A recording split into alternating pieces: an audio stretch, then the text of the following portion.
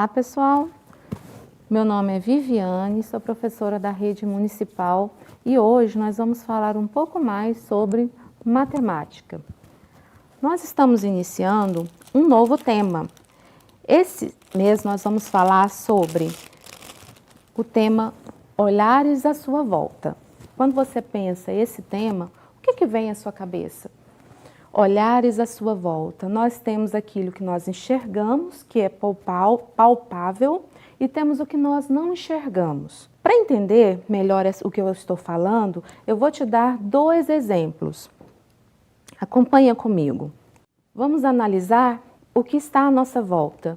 Temos o que nós não vemos, que aqui eu vou te dar um exemplo dos vírus. Existem vários tipos de vírus por aí e nós não enxergamos. E temos o que nós vemos. Para exemplificar, eu vou utilizar um trabalho de um fotógrafo português, André Vicente Gonçalves, que ele registrou as diferentes janelas pelo mundo, tá? O trabalho dele se chama As Janelas do Mundo. Então, existe várias coisas que estão aí ao nosso entorno que a gente tem que estudar. Então, nós temos que olhar de forma diferenciada.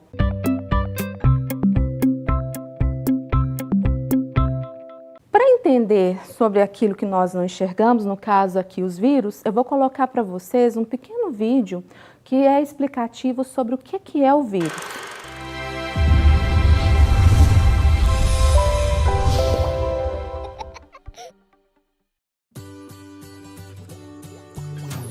Olá, pequenos cientistas! Eu sou o professor Bill Tyson e juntos vamos conhecer diversas formas de ciência. Bem, você já deve ter ouvido falar de pessoas que ficaram doentes com algo que chamamos de virose. Virose é uma doença causada por pequenos organismos chamados vírus. Vírus são menores do que a menor das células, mas podem causar um grande estrago quando entram em nosso organismo. Não é à toa que eles têm esse nome.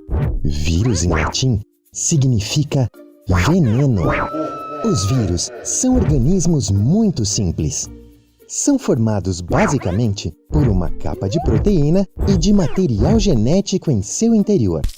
Os vírus são conhecidos como seres acelulares.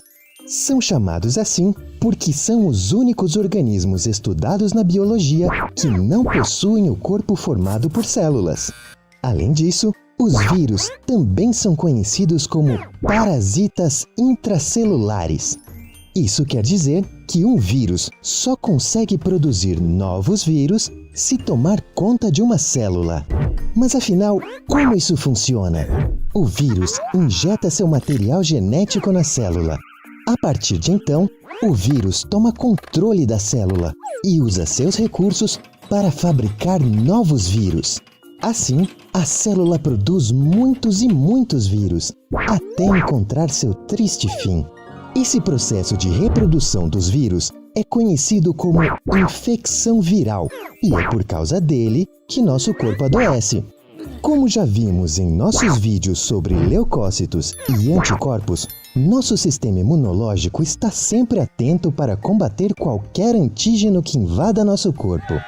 No entanto, alguns vírus são muito fortes, o que torna muito difícil combatê-los. Outros conseguem se disfarçar para não serem reconhecidos pelo sistema de defesa do nosso organismo. Esses são os chamados vírus mutantes. Nosso sistema imunológico não tem tarefa fácil. Muitas vezes, chega até mesmo a aumentar a temperatura do nosso corpo para ajudar no combate aos antígenos. É daí que vem a febre que sentimos quando estamos doentes. Por hora é só, pessoal. Nos vemos na próxima!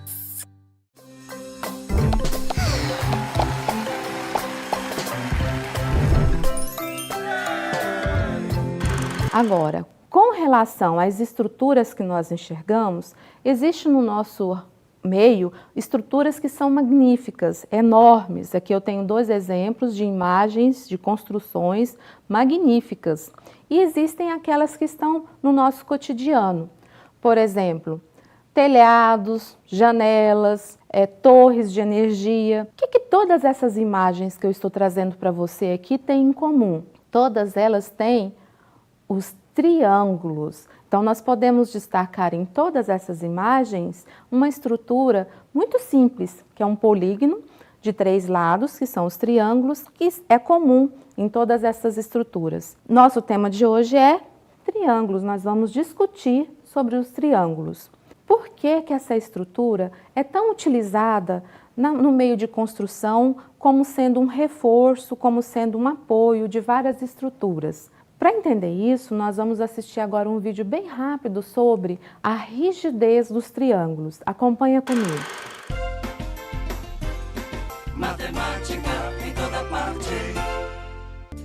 Olhar para essas construções é enxergar em suas estruturas figuras geométricas bem conhecidas, o que nos leva obrigatoriamente a pensar também nos cálculos matemáticos necessários para que elas se mantenham em pé. Por ser o polígono com menor número de lados, muita gente considera o triângulo uma figura geométrica muito simples. Se olharmos apenas do ponto de vista do número de lados, o triângulo é mesmo um polígono muito simples. Mas por trás dessa simplicidade está uma das estruturas mais importantes da geometria. Triângulos são polígonos rígidos. Esta propriedade pode ser observada a partir de uma experiência simples que pode ser feita em sala de aula. Considere 4 varetas articuladas pelas extremidades e monte com elas um quadrilátero.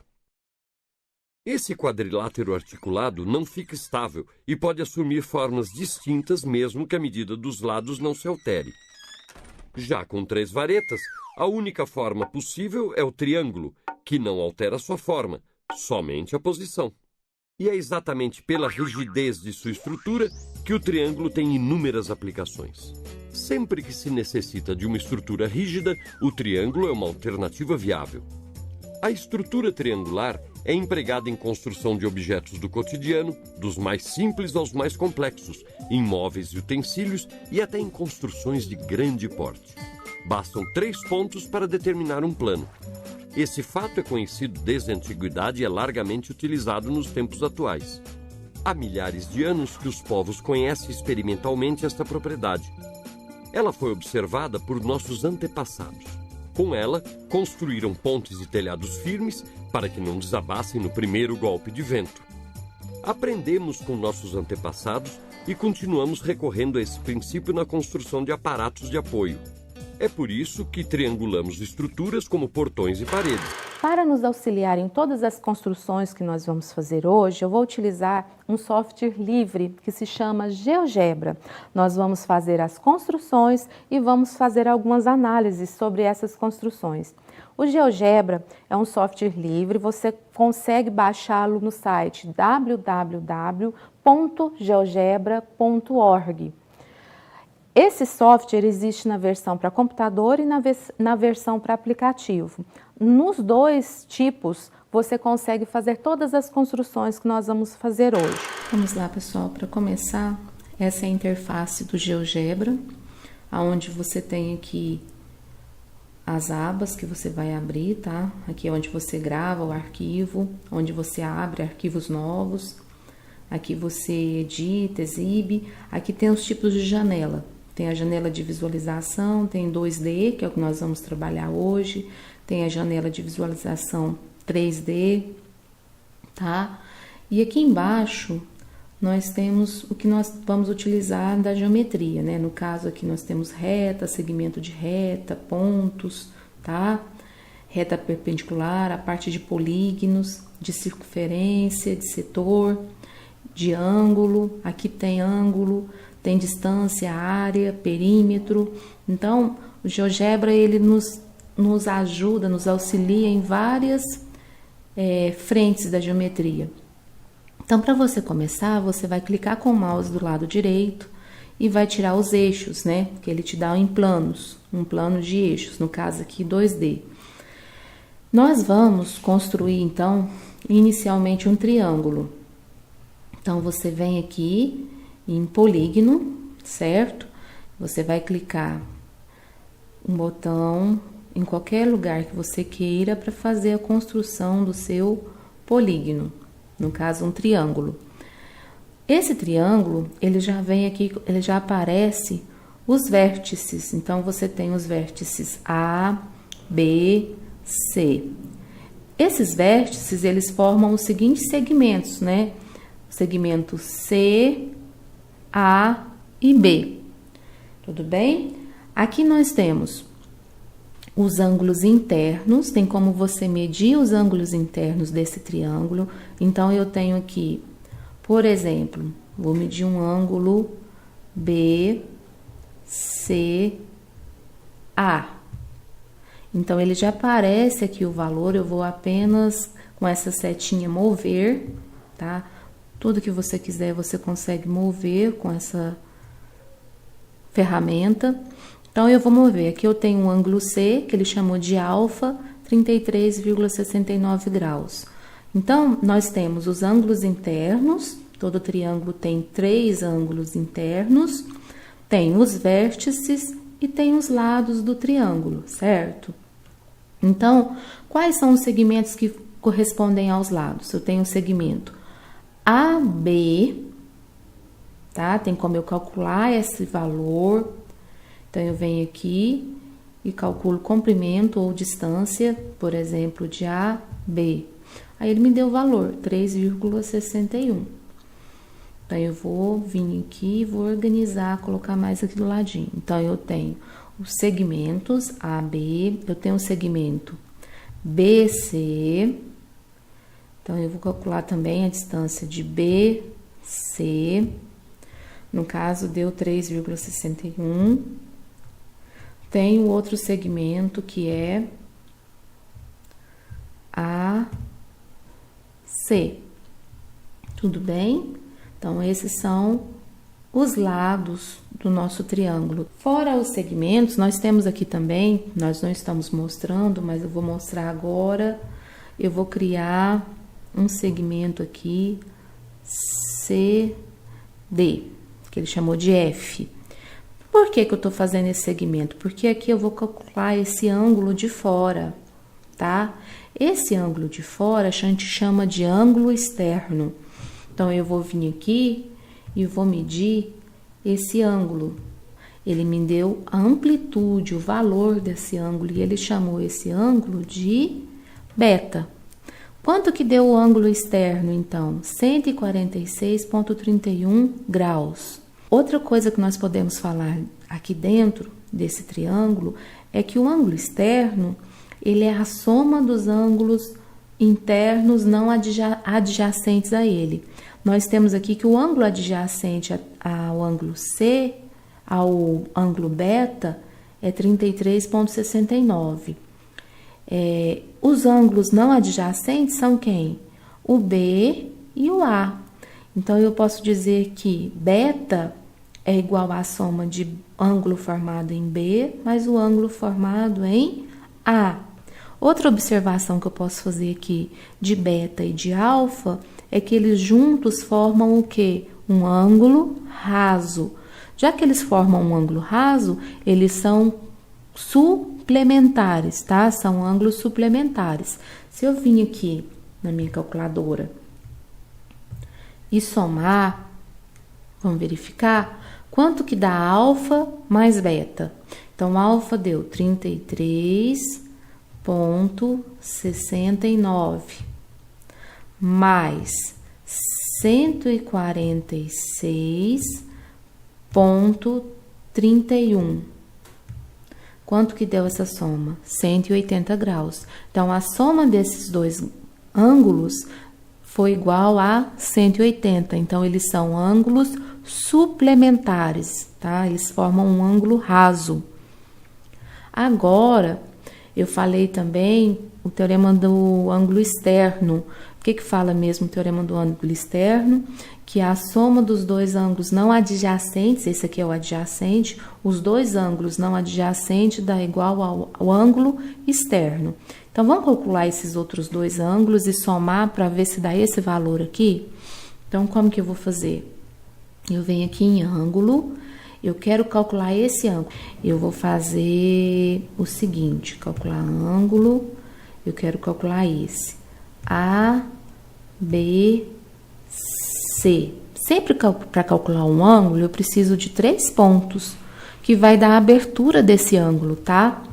Então, eu vou mover ele aqui só para a gente visualizar melhor. Ele chamou de gama e deu 112,62 graus. Agora, eu quero calcular A. Eu venho ângulo, eu vou fazer CAB. Aí, me deu esse valor aqui, que eu vou mover só para a gente visualizar ele melhor, tá? Então, agora, vamos somar esses dois ângulos para ver quanto que dá.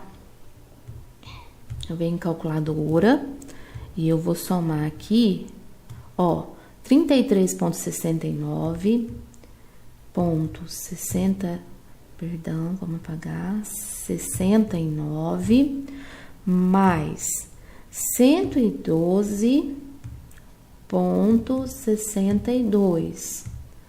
Vamos ver quanto que dá? 146,31. E esse ângulo externo aqui deu quanto? 146,31. Então, o que fala o teorema do ângulo externo? Que o ângulo externo é igual à soma dos dois ângulos não adjacentes a ele. E a gente viu isso. Agora, pessoal, nós vamos verificar aqui a soma dos ângulos internos desse triângulo. Eu vou pegar minha calculadora e eu vou somar 33,69 mais 112,62 mais 33,69. Deu igual a 180. Então, nós vimos aqui que a soma dos ângulos internos de um triângulo deu igual a 180. Tudo bem? Vamos lá, pessoal. Agora nós vamos ver a classificação dos triângulos. Os triângulos, eles podem ser classificados de duas formas: com relação à medida dos lados ou com relação à medida dos ângulos internos. Então, vamos usar esses três para explicar a classificação quanto à medida dos lados, e esses outros três nós vamos explicar a medida com relação à medida dos ângulos internos. Então, olha para esse primeiro triângulo, ABC. As medidas de BA vale quanto? 2,24. A medida de BC vale 2,24.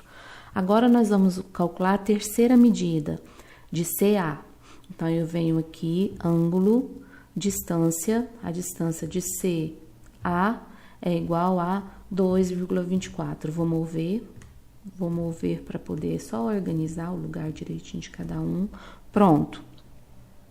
Então, nós vimos que todos os lados, nesse caso, têm os mesmos valores. Então, as medidas são iguais.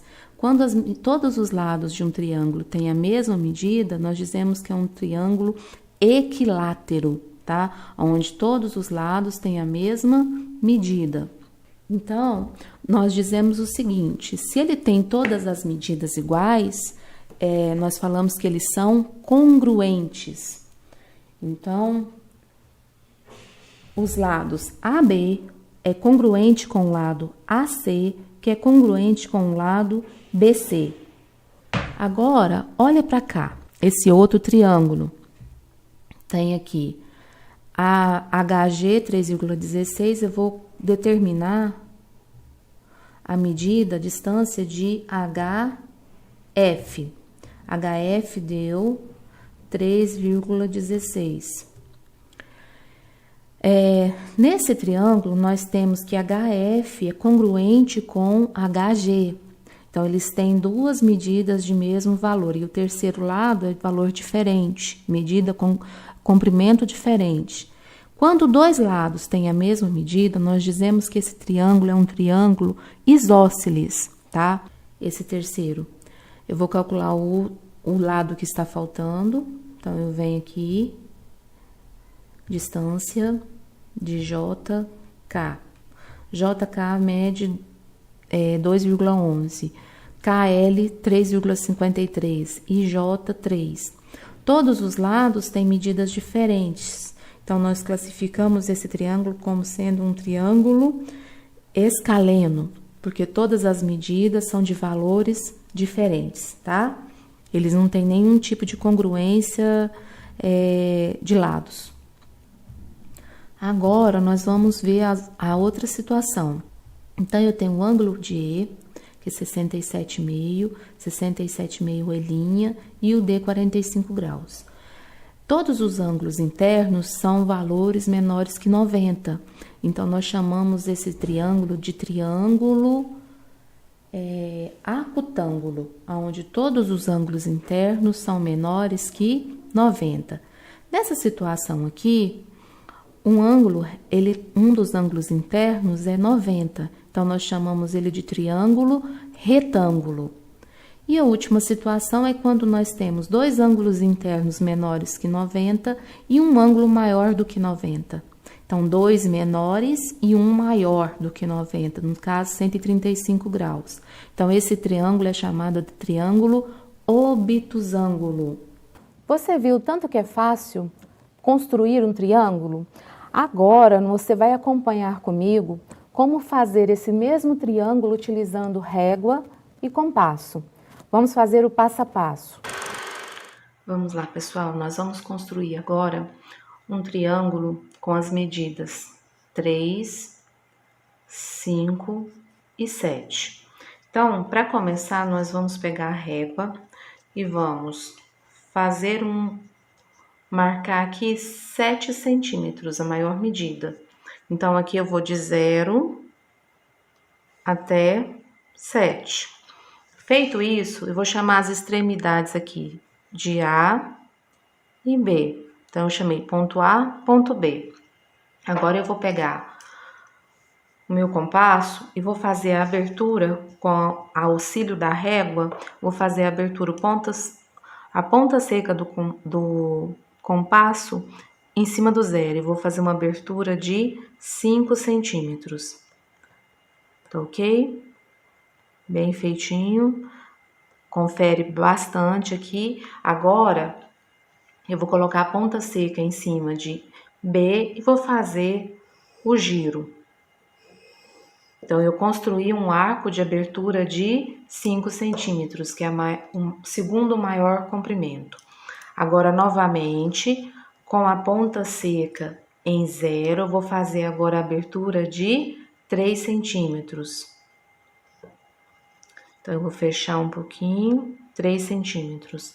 Ponta seca em A, ok?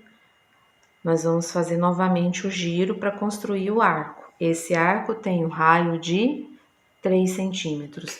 Nós vimos aqui que os dois arcos, eles se cruzam em 2 pontos. Um ponto superior, que eu vou chamar de C, e um inferior aqui, que eu vou chamar de D. Então, é possível construir agora 2 triângulos. Um triângulo que vai ter os vértices A, C e B, e um triângulo que vai ter os vértices A, D e B. Então, nós vamos construir.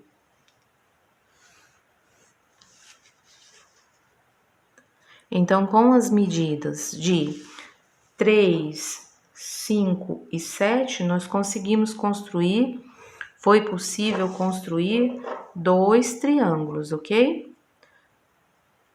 Na verdade, é possível construir um triângulo, então, com essas medidas. Você viu que para construir um triângulo, você deve construir com algumas medidas específicas. Não é toda medida que você consegue construir um triângulo. Por que disso? Porque existe a condição de existência. Para você construir um triângulo, a soma das medidas de 2 lados sempre tem que ser maior que o terceiro lado, tá? Isso você pode verificar comigo, ok? Vamos tentar fazer uma construção de um triângulo com as medidas 6 centímetros, 3 centímetros e 2 centímetros, ok? Então, nós vamos construir um triângulo com essas medidas de lados, 6, 3 e 2 centímetros. Então, vou pegar a régua e vou fazer a nossa primeira medição aqui, vou construir um segmento que começa no ponto A, medindo 6 centímetros e vai até um ponto B, tudo bem? Então, um segmento de A a B no valor de 6 centímetros. Então, esses 6 centímetros aqui, ó, nós chamamos esse segmento de AB. Agora, nós vamos fazer o seguinte, com o compasso, nós vamos pegar a ponta seca dele, colocar no zero e fazer uma abertura de 3 centímetros, tá? Então, com a ponta seca no zero, vamos fazer uma abertura de 3 centímetros, já tá aqui. Então, eu vou fazer o seguinte, vou colocar a ponta seca em um dos extremos do segmento AB e vou fazer a abertura do arco, tá? Esse arco, ele tem a medida de quanto? Quanto que é o raio desse arco? 3 centímetros. Agora, novamente, eu vou pegar o compasso e vou fazer uma abertura de 2 centímetros. Então, vou colocar a ponta seca no zero e fazer uma abertura agora de 2 centímetros. Vou apertar até ficar do comprimento que eu quero. 2 centímetros certinho. Tudo bem? Agora, com a ponta seca na outra extremidade do segmento, no ponto B, né, de 2 centímetros. Olha o que tá acontecendo. Eles não cruzaram os dois arcos que nós construímos, né? O primeiro arco em cima da extremidade aqui no ponto A, o segundo arco com a extremidade no ponto B. Então, nós fizemos esses dois arcos e eles não se cruzaram em nenhum ponto. Então, não foi possível construir um triângulo com as medidas de 6 centímetros, 3 centímetros e 2 centímetros.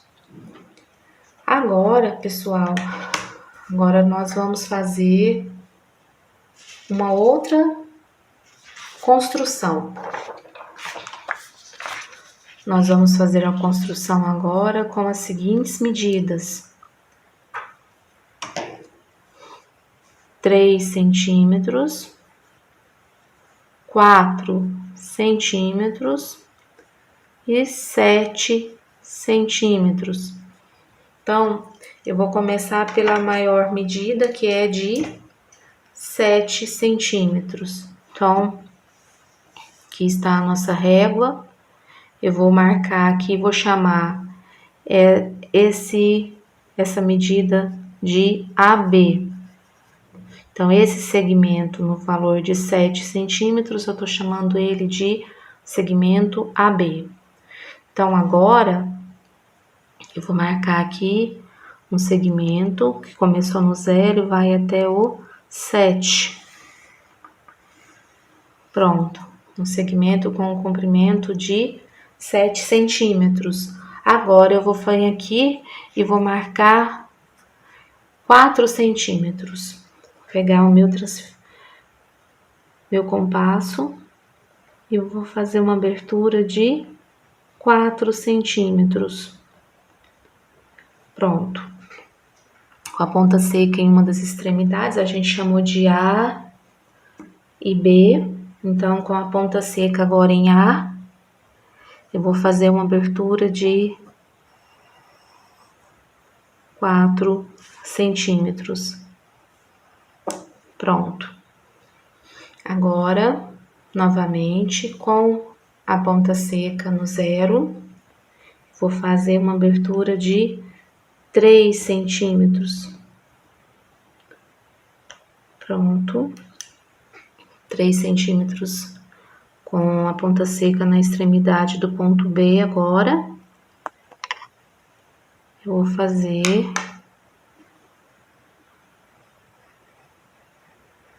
outro arco. O que aconteceu? O que aconteceu nessa situação? Eles se encontraram aqui tangencialmente em um único pontos sobre a reta AB, sobre o segmento AB, né? Então, não foi possível construir um triângulo com as medidas de 7, 4 e 3. Eu fiz aqui um fluxograma, que é um raciocínio sobre como que nós construímos esses triângulos. Como que nós fizemos? Nós traçamos o segmento com maior medida, que será o lado AB. Então, qual que era a maior medida que a gente tinha? 7. Aí depois, qual foi a segunda coisa que nós fazíamos? Traçamos os arcos com o centro em A e com o centro em B e raios iguais às outras duas medidas propostas. O que aconteceu? A primeira situação, os arcos se encontraram em dois pontos distintos. Se eles se encontrarem em dois pontos distintos, existem dois triângulos, não foi? Nós conseguimos construir um triângulo, beleza. Agora, as outras duas situações que nós estudamos foi a seguinte: os arcos não se encontraram, então não existe o triângulo. E a última situação, os arcos se encontraram em um mesmo ponto, então não existe o triângulo. Tá aí, nós construímos assim de forma bem simples um fluxograma de construção de triângulo.